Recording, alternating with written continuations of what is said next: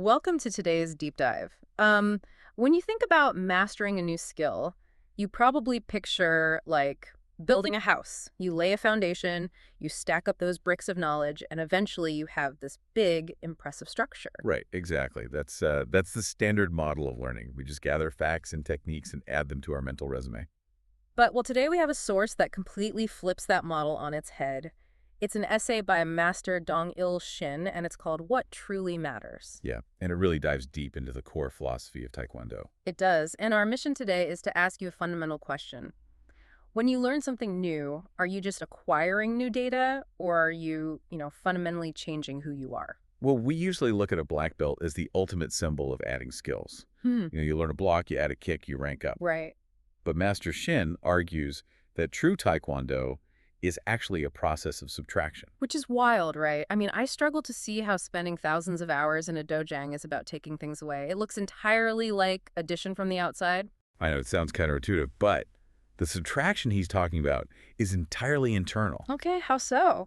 He argues a student has to actively set down these heavy psychological burdens. Specifically, he mentions greed, impatience, and, well, the ego. Wait, so if you're listening to this and thinking, I just want to learn self-defense, why should I care about my ego? That's where the physical exhaustion comes in. It's the mechanism.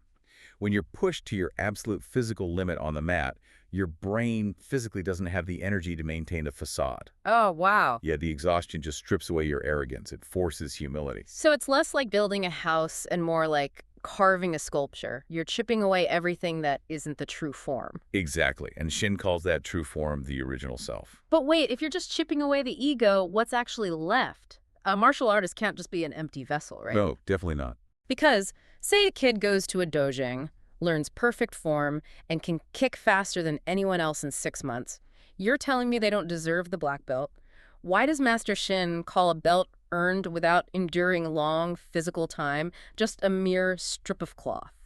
Because without that extended physical time, the internal purification just hasn't happened.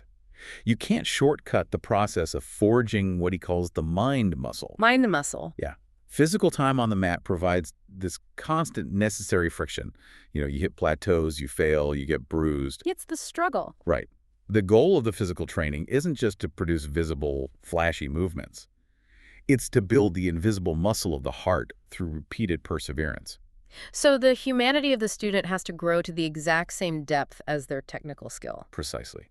If they just learn the physical kick without the mental resilience that you earn over years of failure, the belt is basically meaningless. It represents a hollow achievement because that internal resilience is what actually matters when the student leaves the mat and goes out into the world. Exactly. And that brings up how this original self and mind muscle interact with the rest of society. Right, because Master Shin makes a really sharp contrast in the essay between a lone wolf who just races ahead to show off and this concept of companionship.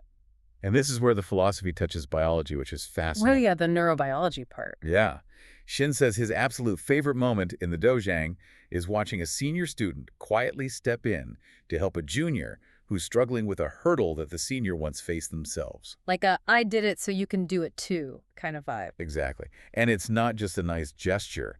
There is an actual neurobiological reaction happening there. Wait, really? Just from helping someone? Yes. When we guide someone else through a struggle we've survived, the brain releases a cocktail of neurochemicals, specifically oxytocin and endorphins. So it triggers an actual biological reward system. It's basically the exact same chemical release as a runner's high. You got it. It creates a tangible, profound sense of satisfaction. Master Shin calls this a life union. A life union. I love that. It's a state where your body and mind become fully integrated, not just within yourself, but with the growth of another person. And the lone wolf misses out on this entirely. Completely. Because they're only triggering that short-lived dopamine hit of a personal victory. Which fades so quickly. So true mastery isn't about rapidly rising in rank or stacking up individual achievements just to prove you're the best. Not at all. It's about emptying yourself out, shedding that ego through physical exhaustion so you can achieve mutual growth. Wow.